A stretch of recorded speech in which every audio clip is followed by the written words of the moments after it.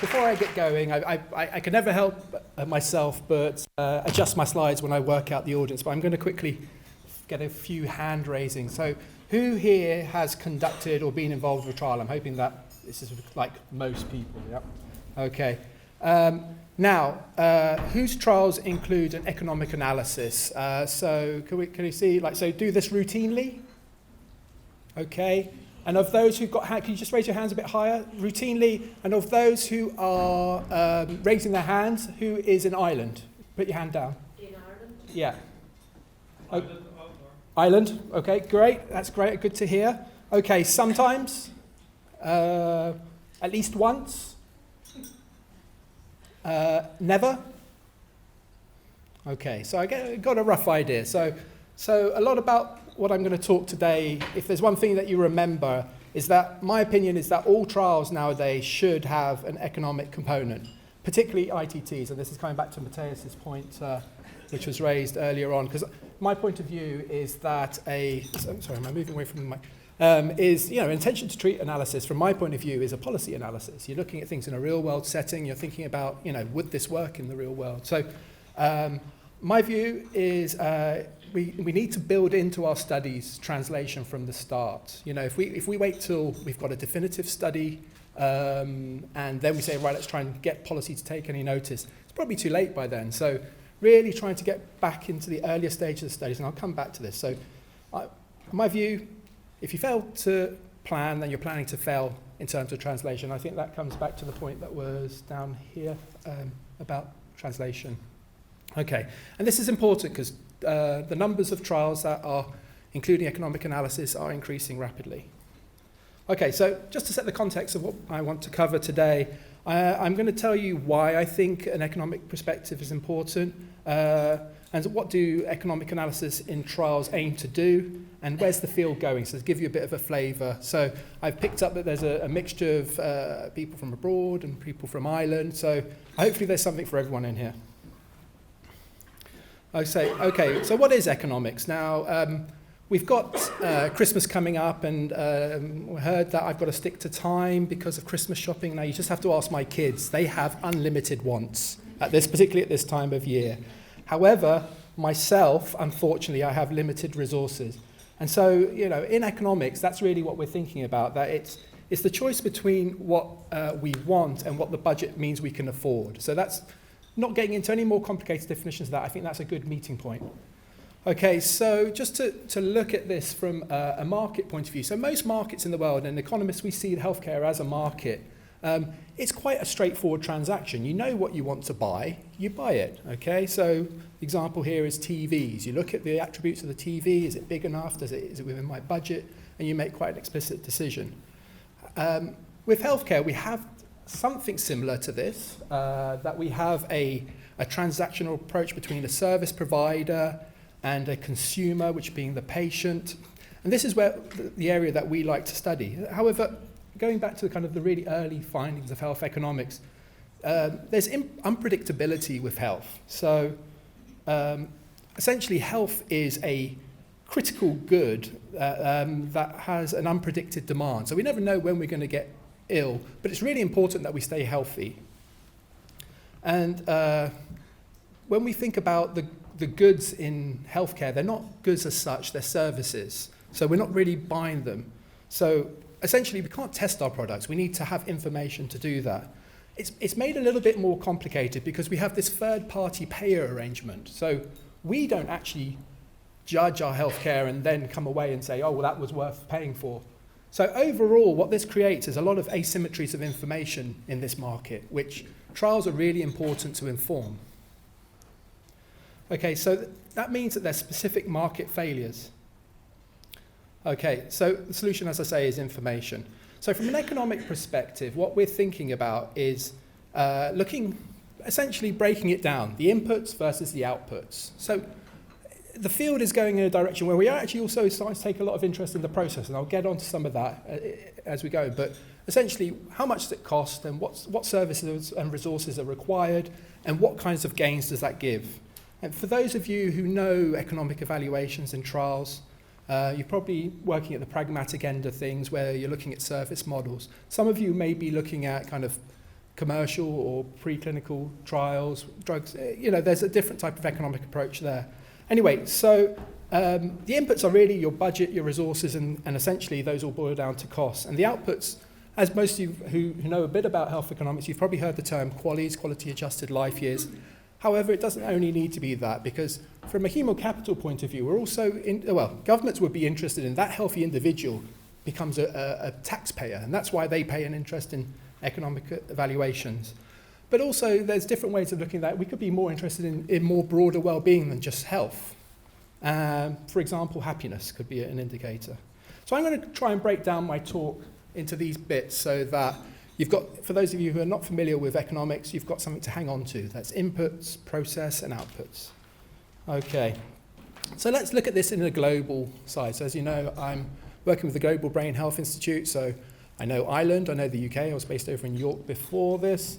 But we now have a global campaign to improve dementia around the world, so I'm getting to know all countries. And essentially every country in the world has limited resources. So what we can see here is a depiction of the proportion of GDP and life expectancy. And you can see the world can be broadly divided into two groups. The group that are below global life expectancies, these are the poorer countries that have lower life expectancy, and reasons for that would be, just general poor standard of living. Do they have good health care? Maybe things are predetermined, like there are high rates of AIDS or conflict. Now we compare that to the richer countries in the world, and we can start to ask some questions about why they are different. So we have better standards of living in higher income countries, which means we have better health care, better education. As a result of all these resources that we have, we just essentially have the options for better choice. Okay, so an interesting comparison I always like to make is between Cuba and the States. Okay, so if you can see the arrow here, you can see that essentially there's around the same life expectancy. And I'm very interested in Cuba because they've prioritized health. They've managed to achieve a lot of public initiatives that wouldn't other be achieved in a very resource-constrained environment. So why is that? Okay. So from an economic point of view, what I'm trying to show here is it's about efficiency. So they have essentially used their resources very well in a stricken time. So in healthcare, let me just grab this mic and point a little bit. We basically see a flat of the curve. Okay, so most of healthcare likes to occupy the far end of the curve, which is, probably not the most efficient. We're not getting much more gains for the incremental costs. Okay, to show this in a different way. So that's the C proportion. Okay, but there's also the areas where we're trying to develop new services, which is the A portion, where there's this, a good example would be dementia. We've never found something that really alters the disease course. There's a lot of potential gains if we did find something, and industry take a lot of interest in that. But really where we want to be is like Cuba around the B section, which is starting to get into the most efficient use of resources. Okay. So coming back to this, let's look at this in a bit more detail. So looking at the input side of things, this is essentially our smoking gun as health economists. In the States, they hate this formula. Medicare prohibit it. You're not allowed to do cost per quality analysis by law to inform Medicare. That's part of the CORI. But it's not a dangerous formula. It's just essentially putting the inputs and the outputs into one formula to give you an indicator of value.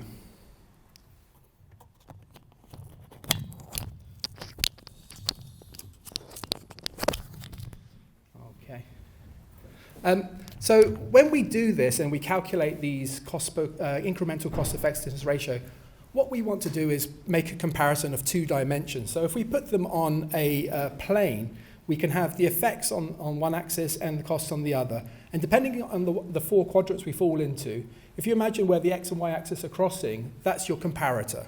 And so if you were less expensive and more effective, it would be an obvious decision what you wanted to do. Okay, so let's look at this and break it down into what we look at in terms of costs and qualities. So when we look at cost, we don't just look at the intervention cost. We're also concerned with the downstream costs. Or not we, I suppose from a healthcare decision maker's point of view, they don't care about how much necessarily your intervention is going to cost, but also the implications it has to the wider health system. So these are downstream cost consequences. So firstly, let's look at the cost of intervention.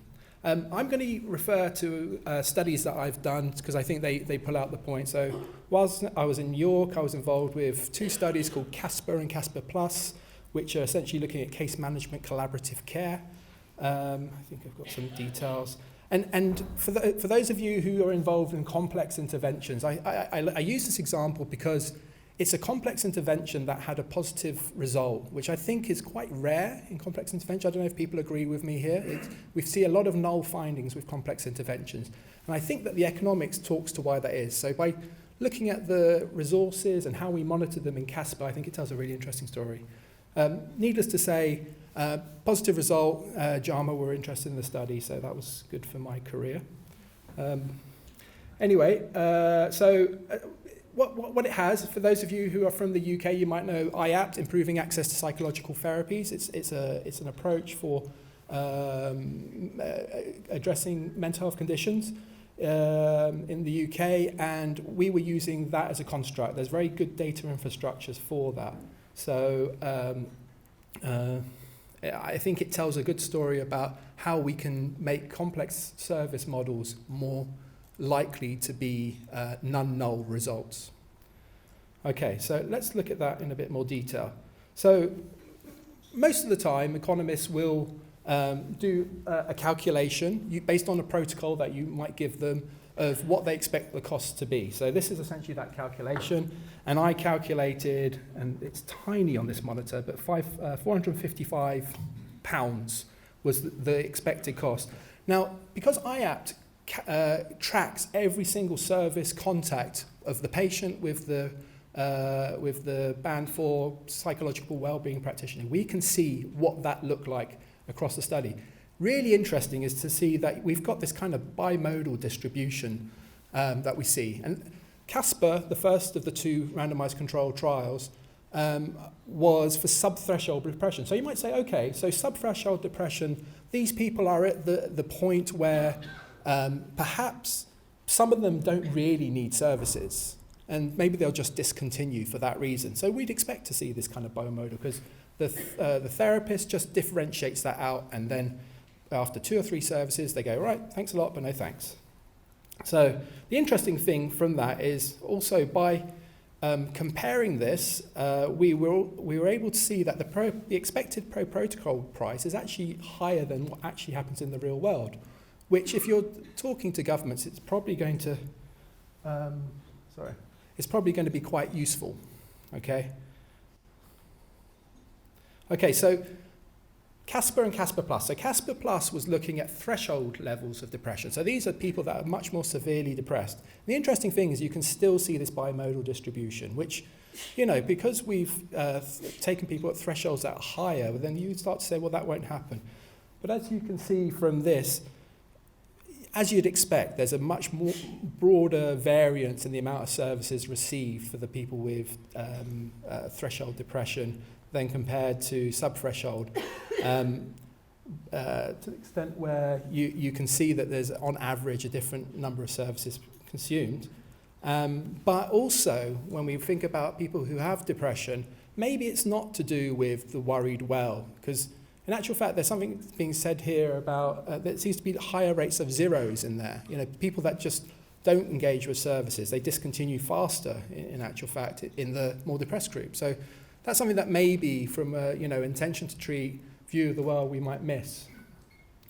Okay, so let's talk about some of the downstream costs. So this is what we saw in the intervention, but there's also the consequences of intervention. So firstly, interestingly, people with, as I was saying, you've got these people that are probably less likely to use services. So what we can see is that people, as a result of case management collaborative care, they start to use more services. They go to the GP more often, they engage, and we might say, okay, well, that from an economic point of view, that doesn't sound like we're going in the right direction. We should be saving money. interestingly, I'll come back to that point in a while. So I'll skip over this because it's probably, this is just to say that we don't only ever look at healthcare costs. We can look at much more broader societal perspectives, but I'm not going to go into that today.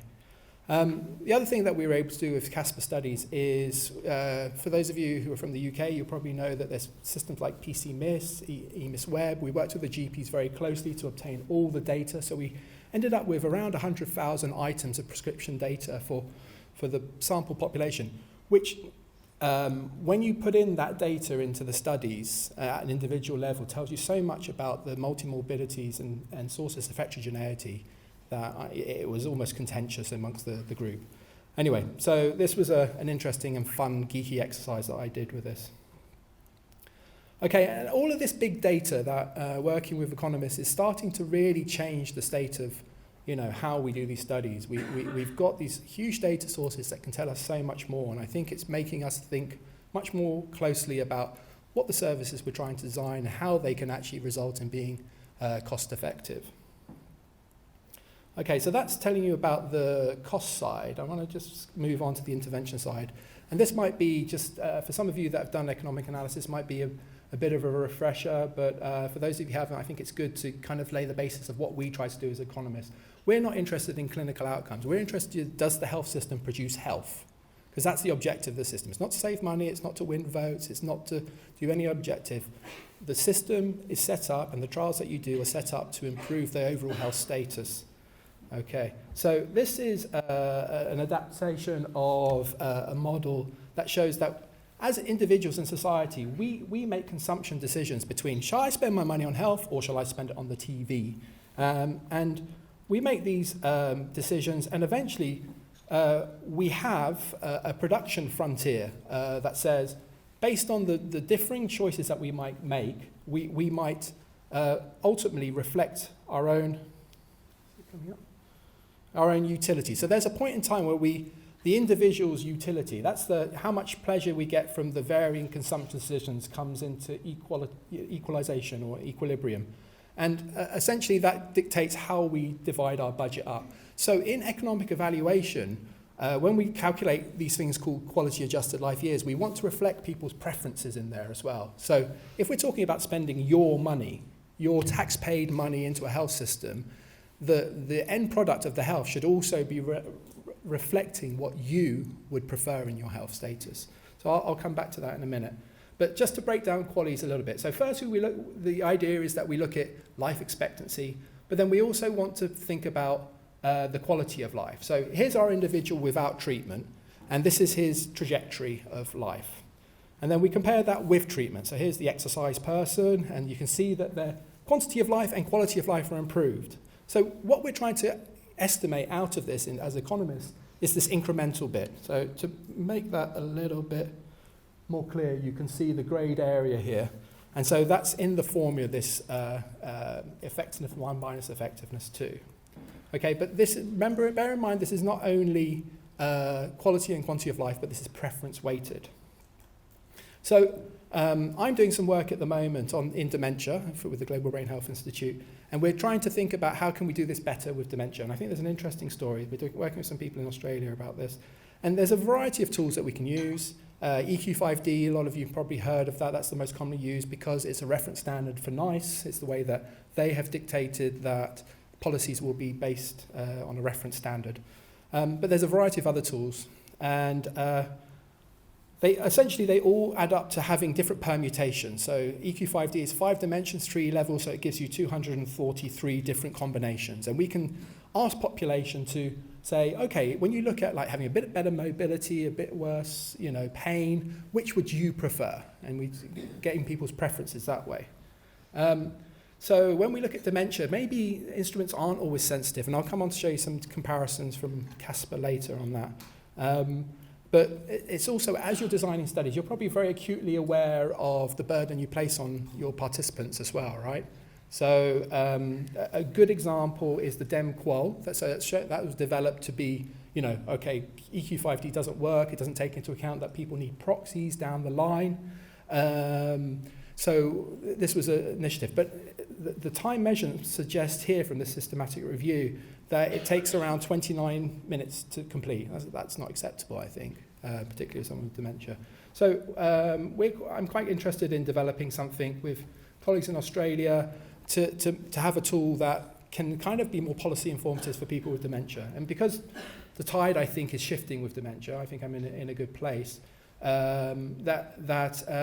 people are asking much more policy relevant questions. So we're looking at developing this new tool and trying to get it implemented in various countries based on the QOLAD, Quality of Life in Alzheimer's Disease questionnaire, and trying to take this next stage of saying, okay, the results from a very straightforward questionnaire, how can we get a general population quality from that?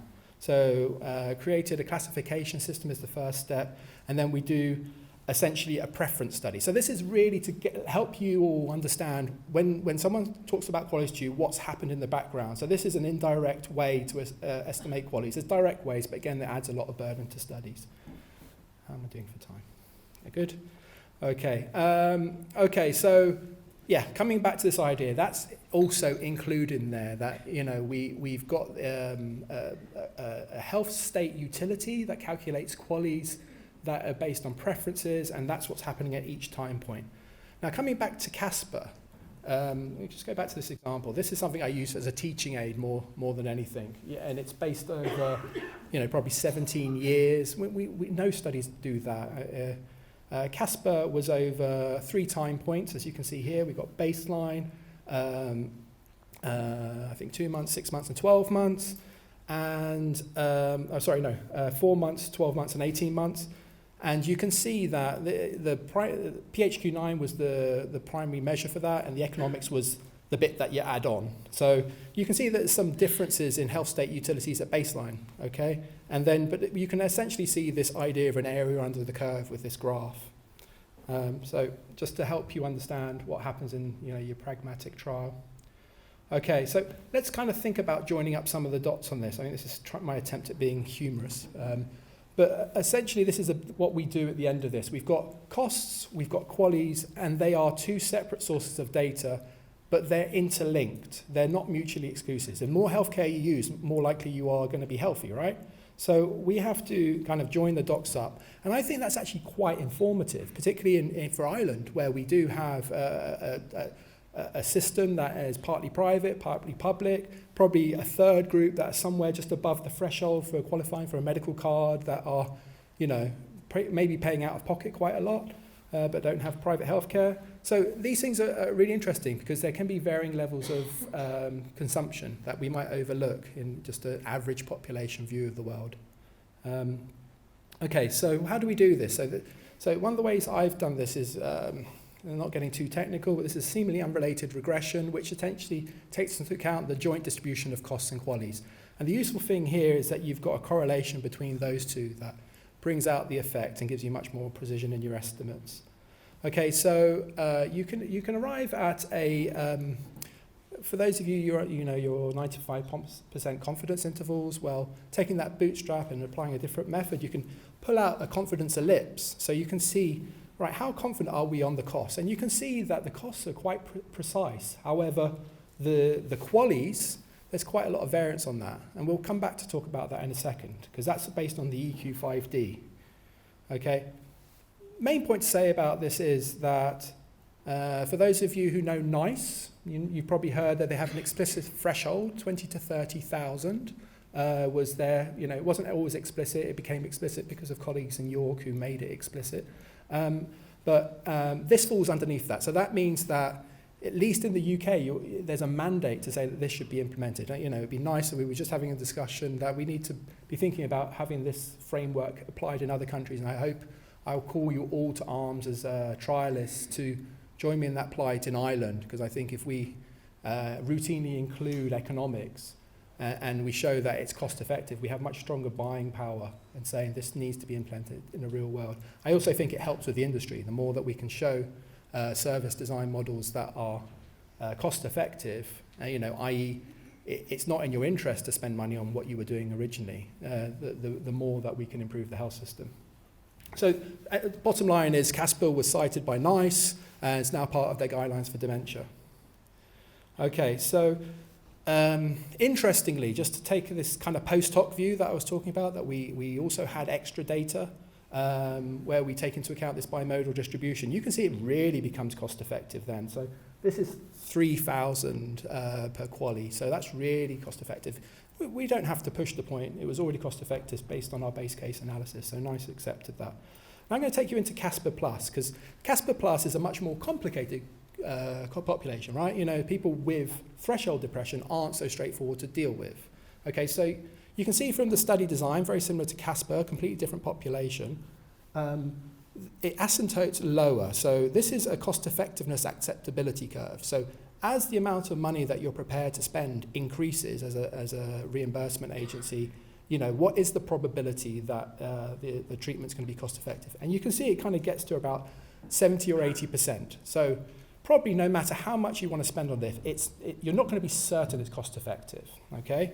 So I started looking at these bimodal patterns, and we found that, you know, if people had a per protocol approach where it was recommended that they have 6 or more sessions, so the recommendation was 8, but the service provider population, for whatever reason, just allowed discontinuation earlier. So if we were a little bit more stricter and said, for example, you had a quality and outcome framework, you know, something that explicitly said you only get paid if you do 6 or more sessions, then those people, you can see it starts to get into the realms of being cost effective. So the point being over in the top right quadrant means it's cost effective. Still some issues, but when we look at this, this result, you can see it immediately becomes cost effective. So this tells us something about, okay, if we were going to do another RCT and maybe try and, recommendations used to be the result is cost effective or it isn't, and then NICE would make a decision based on that. We've now gone into the field where we go, well, there may be situations where you want to do things in research, so recommendations in research. This might be an area, like based on the sample, we're still quite uncertain, but if we allow more data to come into the system, we'll come to a more precise response. So hopefully that helps, you know, with the trial design approach. Okay, so CASPER's, you know, one that I like to talk about. It's a good feel-good story. It shows where things can go. But there are other situations. So this is another HTA that I worked on obesity for highly deprived populations. And this is a weight management program.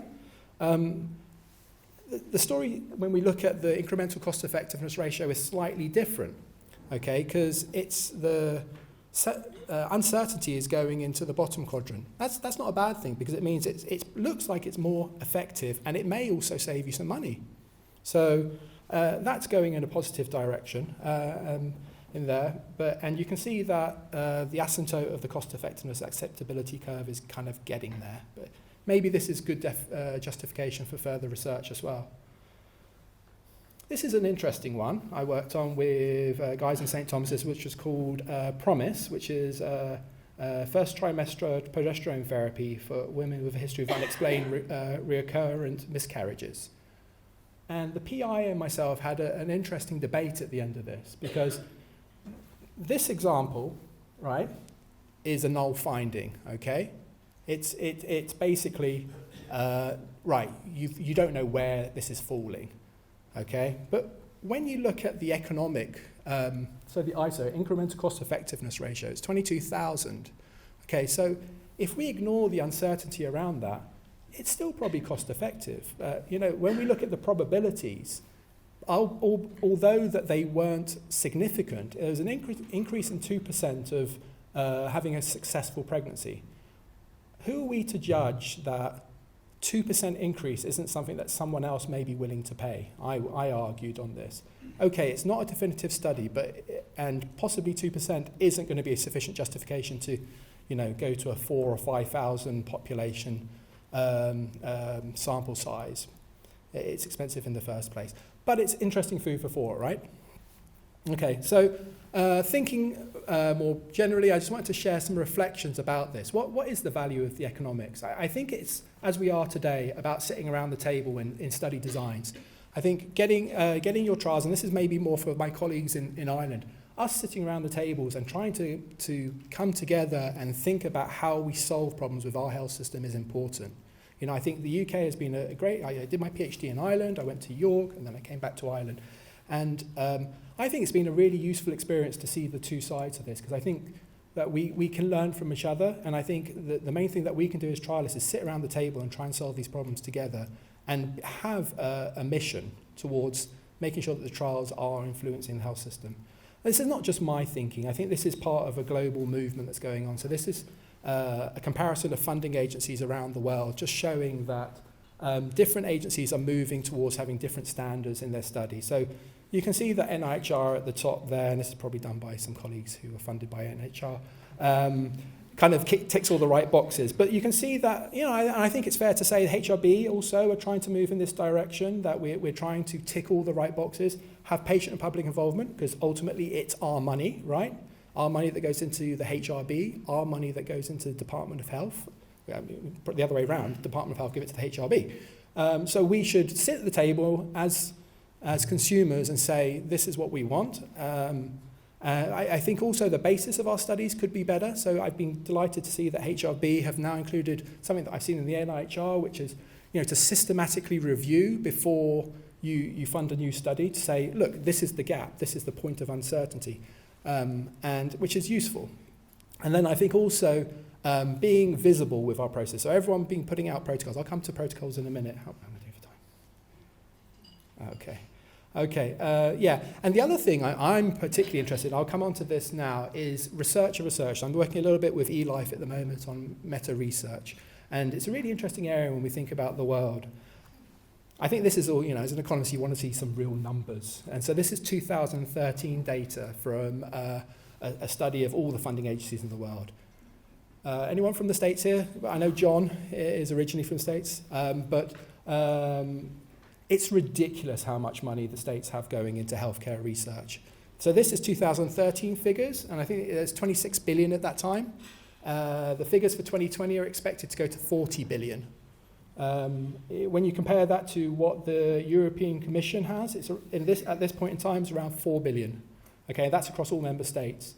And then, you know, NIHR is there. So one of the passionate pleas I think that we have to be fighting for is, okay, in Ireland, how much money do we need to be going through this system to improve our health system, and how is the mechanism going to be? So I think HRB do a great job, but I think the HSE need to step up and start putting some of their money, much like what the NHS has done with NIHR. Anyway, so positive story. So this is some of my meta-research where I looked at funding agencies. You know, some of you probably use Research Professional. Essentially, this is just I pulled all the data down from Research Professional and looked at the time trends and, you know, following, I just pull forward to this. So there was a G8 summit in London that kind of called to arms. You know, when David Cameron, one of the more positive things he did was say that dementia needs more focus, and then he came up with some referendums, which was less popular. But coming back to my analysis, you can actually see that funding agencies started to emerge as funding an area that they never really funded before. Okay. This is Marcin Ross's slides, by the way. He's kindly shared these with me. And you can see what's happened to that. And I think the bottom line story I want to tell with this is it's not about us as researchers, it's about the populations. So in the UK,